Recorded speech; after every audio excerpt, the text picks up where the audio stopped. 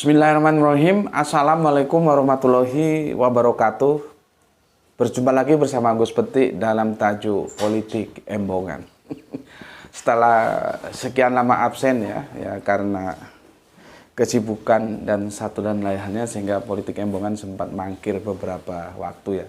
Padahal banyak hal-hal yang perlu kita untuk diskusikan bersama ya. Oke.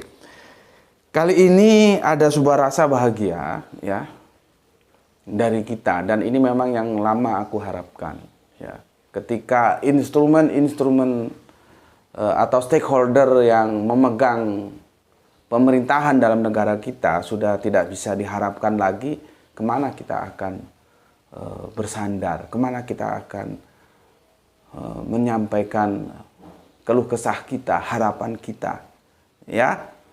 Kita tahu tragedi Rempang, Pulau Galang itu kan sangat-sangat menyedihkan dan di luar batas kemanusiaan, di luar batas hati nurani.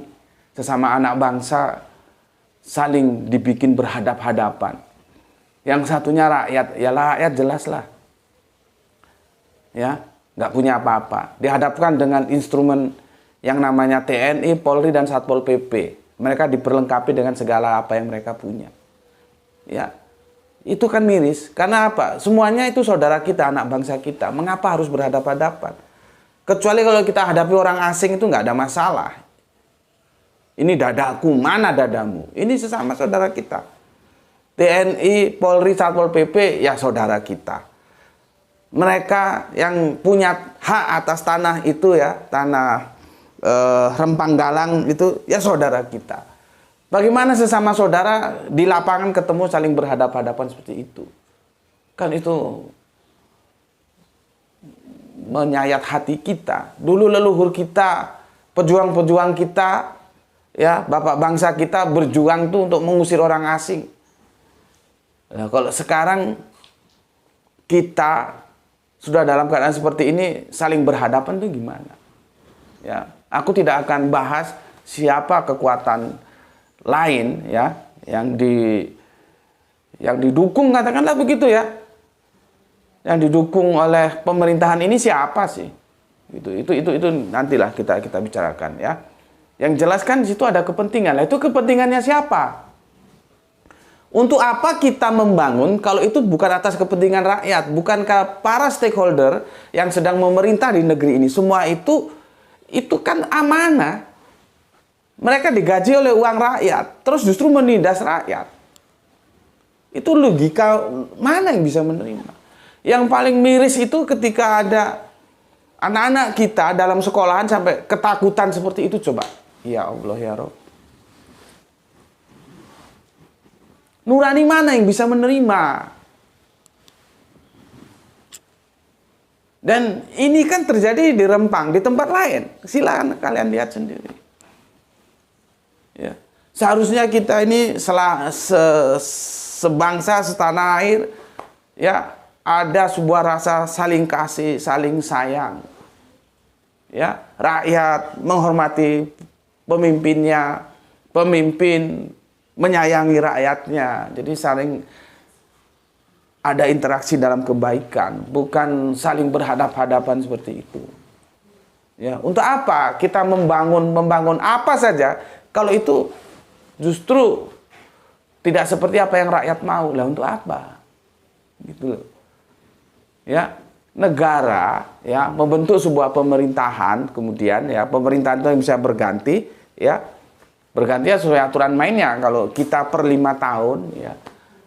Itu semua kan itu landasannya kan untuk melindungi rakyatnya. Nah, sekarang kalau ada kekuatan yang di backup oleh pemerintah berhadapan dengan rakyat itu gimana?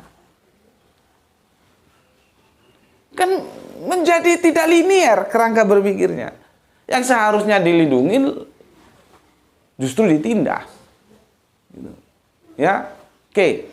Dalam pemerintahan, ya tata kelola negara kita ada yang namanya eksekutif, ada yang namanya legislatif, ya. Nanti ada yudikatif juga, ya. Tapi kita berbicara yang eksekutif, ya, sama yang legislatif, ya. tentunya pemerintahan yang sekarang sedang menjalankan roda pemerintahan dan ada DPR-nya. Ya. Kasus Rempang yang begitu mengiris hati kita bersama sesama rakyat Indonesia, bangsa Indonesia, gue heran bagaimana sikap yang ditunjukkan oleh DPR. Kalau kemarin-kemarin itu baru hanya satu yang bersikap, itu pun dari sekian banyak DPR, cuman satu dari PKS itu, gue nggak tahu terakhir karena sepertinya sudah ada yang mensikapi juga. Tapi kan seperti film India, ketika penjahatnya sudah pergi, baru polisinya datang. Bisa nggak dicegah sih? Gue nggak pernah jadi anggota DPR sih ya. Jadi gimana sebetulnya birokrasinya? Apakah pemerintahan itu semua mengambil keputusan jalannya pemerintahan tentang apa yang dia mau, nanti kalau sudah bermasalah baru ini pun kalau ada yang dikontrol oleh DPR apa begitu? Apakah tidak semua yang apa mau diambil, khususnya keputusan-keputusan strategis itu harus dibawa ke sidang DPR dulu? Misalkan Rempang dibawa dulu ke sidang DPR. DPR setuju, oke. DPR nggak setuju, ya nggak oke gitu. Atau biarkan jalan apa saja dulu, nanti kalau bermasalah baru DPR panggil. Gue nggak tahu birokrasinya seperti apa. Ya, seharusnya sih itu dibawa ke sidang DPR dulu. Kan DPR kan ada 3 fungsi. Controlling, ya, pengawasan itu. Baru nanti budgeting, terus legislasi. Cuman yang masalahnya ya seperti itu. Ketika yang seharusnya duduk di DPR menjadi kekuatan yang mengkontrol pemerintahan, justru ini bersatu dengan pemerintahan. Ya DPR-nya mandul. Nggak tahu ini belajar demokrasinya di mana gitu loh. Kalau sudah nggak ada yang namanya oposisi, itu sudah nggak demokrasi namanya.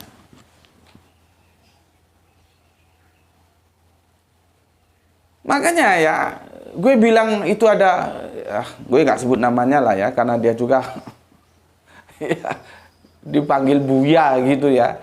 Terus bilang, demokrasi kita ini demokrasi yang baik, yang gini. Baik dari Hong Kong apa? Kalau nggak ngerti demokrasi ya sudah, nggak usah bicara demokrasi. Demokrasi itu kalau sudah tidak ada oposisinya, itu nggak demokrasi.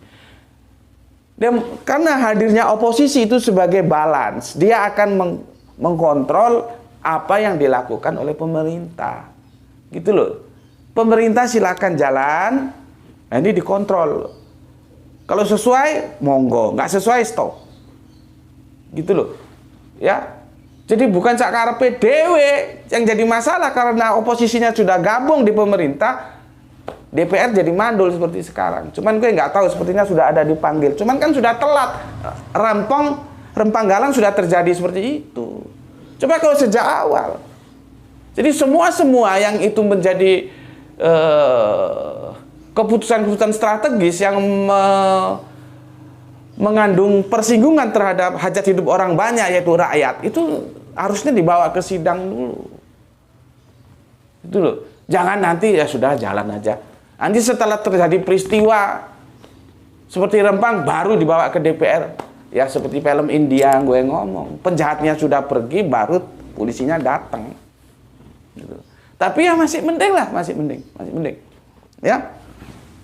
Kalau sekarang itu kan sudah ada penanganan perhatian ya dari DPR ya. Kalau awalnya itu kan cuma satu orang gitu dari fraksi PKS yang gue tahu. Yang lain kemana? Anda dibayar oleh rakyat, oleh uang rakyat. Anda bisa beli rumah, beli mobil, nyekolahkan anak Anda, kasih uang terhadap istri Anda, belanja, fasilitas semua. Itu semua pakai duit rakyat. Lalu disuruh ngurus rakyat, justru tenang-tenang saja bahkan. Kan jadi gimana ya? Rakyat ini terus mau mengadu ke siapa? Ngadunya itu mau ke siapa kalau sudah begini? Seharusnya nggak perlu ngadu kalau semua tahu fungsinya masing-masing. Kenapa? Jadi oposisi itu pun bukan sesuatu yang tidak mulia. Itu mulia. Bukan hanya mereka yang ada di eksekutif saja yang mulia. Yang jadi presiden, jadi menteri, jadi ini, jadi itu. Enggak. semua selama itu berpijak pada kepentingan rakyat, itu semua mulia. Jadi oposisi pun kalian nggak perlu berkecil hati, itu tetap mulia. Asalkan oposisinya, orientasinya tetap kepada kepentingan rakyat. Bukan oposisi yang bajingan, itu lawan politik gue. Pokoknya keputusan apa yang ada di dia, gue hambat. Nggak begitu. Ya, kalau jadi oposisi itu lihat kepentingan rakyat diuntungkan, jalan. Enggak, stop gitu. Jadi sama-sama mulia, nggak harus semua masuk ke pemerintahan. Akhirnya oposisi kosong. Kalau oposisi kosong, rakyat mau ngadu kemana? Kemana tempat kami berlindung kalau sudah begitu? Sistem tata kelola negara mengambil sistem demokrasi itu harus ada dua kekuatan. Ada yang memegang pemerintahan, ada yang menjadi pengawasnya, oposisinya. Kalau pengawasnya memble, kemana lagi?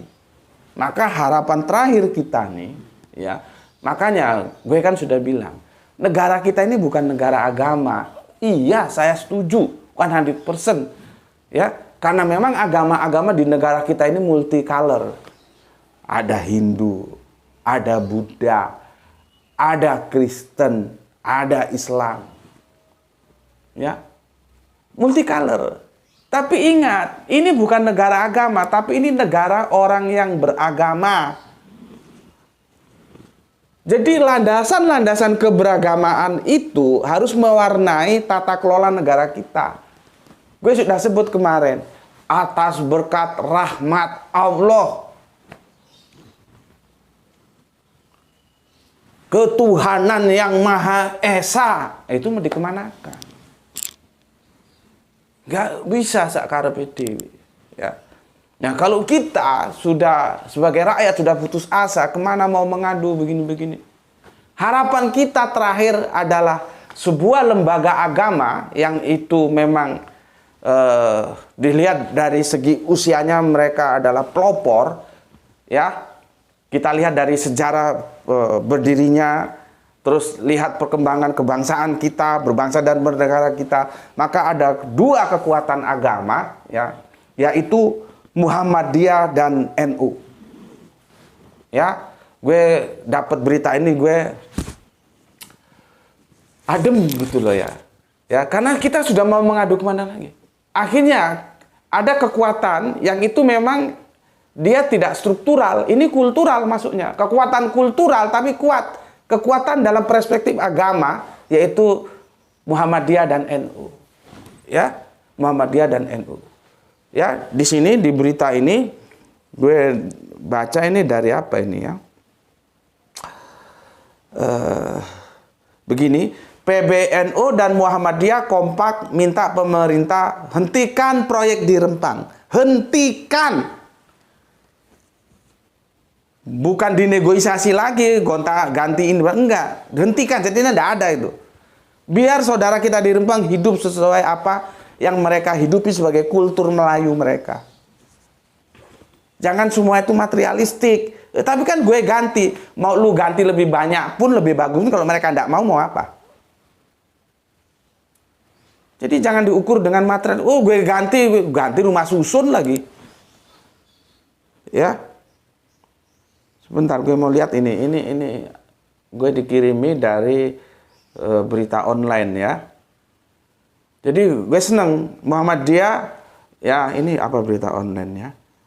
Sebentar. Online Indo TV ya. Nih, online Indo TV. Ini ya. Oke. PBNU dan Muhammadiyah kompak minta pemerintah hentikan proyek di Rempang. Subhanallah, alhamdulillah ya. Ini harapan terakhir rakyat. Kemana lagi mau mengadu?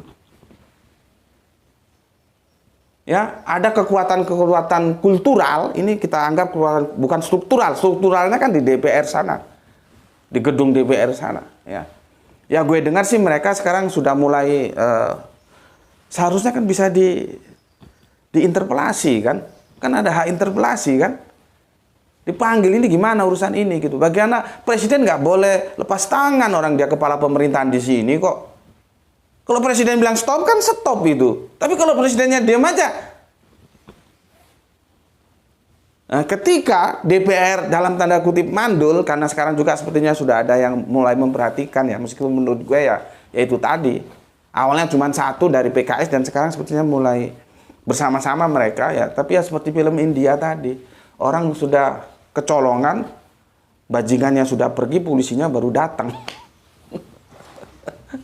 Tapi ya enggak apa-apa ya. Kita tetap beri apresiasi, semoga ini menjadi, kita di sini bukan saling serang, saling enggak. Bersama-sama berdiskusi untuk berbangsa dan bernegara lebih baik lagi dari apa yang ada. Jangan ada lagi air mata mengalir dari mata rakyat-rakyat kita. Ya, bayangkan kalau air mata mereka adalah darah. Jangan, kasihan, mereka saudara kita. Janganlah terjebak dalam kehidupan yang materialistik. Semuanya nggak bisa diukur oleh material. Ya, oh nanti kasih ganti rugi segini, 10 kali lipat, belum tentu mau. Ya, kultur itu nggak bisa diukur oleh materi. Mereka sudah hidup berapa abad di sana dalam kultur yang mereka lalui, dan kultur itu juga kan sudah sunatullah, ketetapan dari Allah seperti itu. Terus mau dirubah-rubah. Ya, kecuali kalau di Hong Kong sana kulturnya beda, hidup di rumah-rumah susun. Kultur kita beda, bos.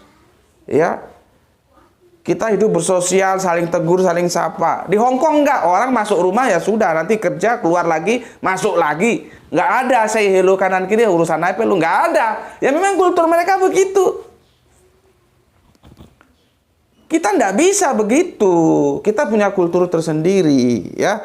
Oke, gue tidak nganu ya. Tidak baca semuanya, kalian bisa baca sendiri karena waktu juga terbatas ya. Kalau gue ada waktu gue bacain.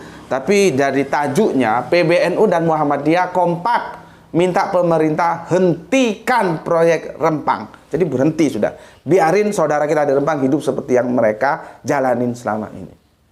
Ya, rakyat itu adalah sesuatu yang tidak bisa diukur oleh materi. Jangan ngomong ganti rugi begini-begini, tidak ada.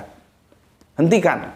Ya, ini kekuatan kultural, harapan terakhir kita. Kita tidak tahu apakah pemerintah yang ada sekarang akan tidak menghargai, apakah tidak menghormati apa yang disampaikan oleh PBNU dan Muhammadiyah sebagai kekuatan kultural yang perspektifnya agama. Karena negara kita ini negara orang yang punya agama.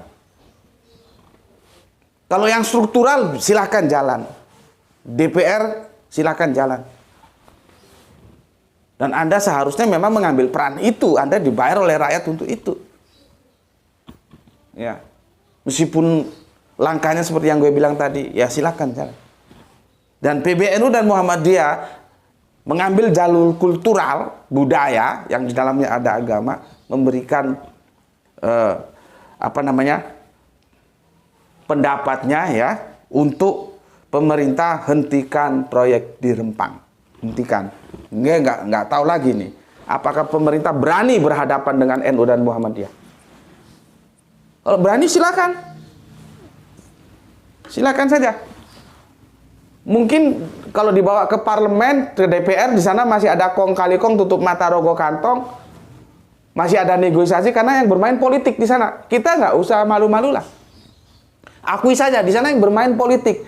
Tapi kalau sudah NU dan Muhammadiyah, dan gue minta nanti ke depannya bisa saja NU dan Muhammadiyah juga itu merangkul saudara kita yang lain dari Hindu, Buddha, Kristen, ya sama-sama kita mengawal jalannya pemerintahan di negeri ini. Tentu itu akan menjadi lebih baik, ya, sebagai kekuatan kultural, ya.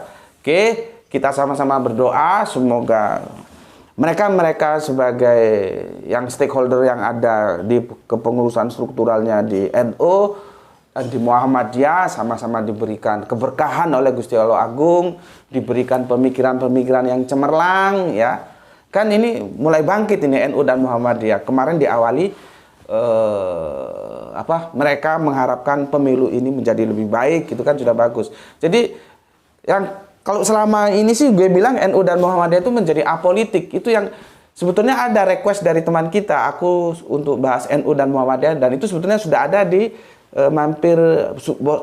di politik embongan yang lalu. Cuma nanti kalau perlu kita pertegas, bolehlah kita. Nanti aku pikirkan dulu ya. Tapi setidaknya ini sudah menjadi suatu kebahagiaan karena rakyat kemana lagi mau mengadu. Ya, sekarang NU dan Muhammadiyah sudah bangun ya, sudah bangun dari tidurnya. Kalau menurut gue tidur selama ini ya. Yang apolitik tidak boleh. Kok menjadi apolitik ya? Karena di dalam agama itu juga ada aturan-aturan main yang dia harus mengawasi. Ya, sesuatu yang tidak baik itu harus ditiadakan, semua menuju pada satu kebaikan. Ya, ya maybe saat ini masih NU dan Muhammadiyah ya, akan lebih baik lagi. Gue ulangi, ada Hindu, ada Buddha, ada Kristennya bersatu padu mengawasi pemerintahan ini jalannya seperti apa. Gitu ya. Karena kita kalau mengharapkan DPR ya seperti itu. Ya, kalau mereka atas nama agama kan murni. Tidak ada kong kali kong tutup mata rogo kantong. Ya, murni memperjuangkan rakyat. Jadi kita doakan semua stakeholder mulai dari pimpinan umumnya, ketua umumnya sampai semuanya ke bawah ya, dari NU, dari Muhammadiyah ya, dilindungi oleh Gusti Allah yang Maha Agung dalam Rahman dan Rahimnya. Sampai di sini dulu sorry gue salah Pak. Karena banyak yang ya, sampai di sini dulu maksud gue bukan itu ya, maksud gue adalah politik embongan ya. Di sini kita berbicara politik dalam perspektif pengetahuan, bukan politik praktis. Oke, matur nuwun, terima kasih dan terima kasih, sampai jumpa kembali bersama Gus Beti. Ya, alhamdulillahirabbil alamin.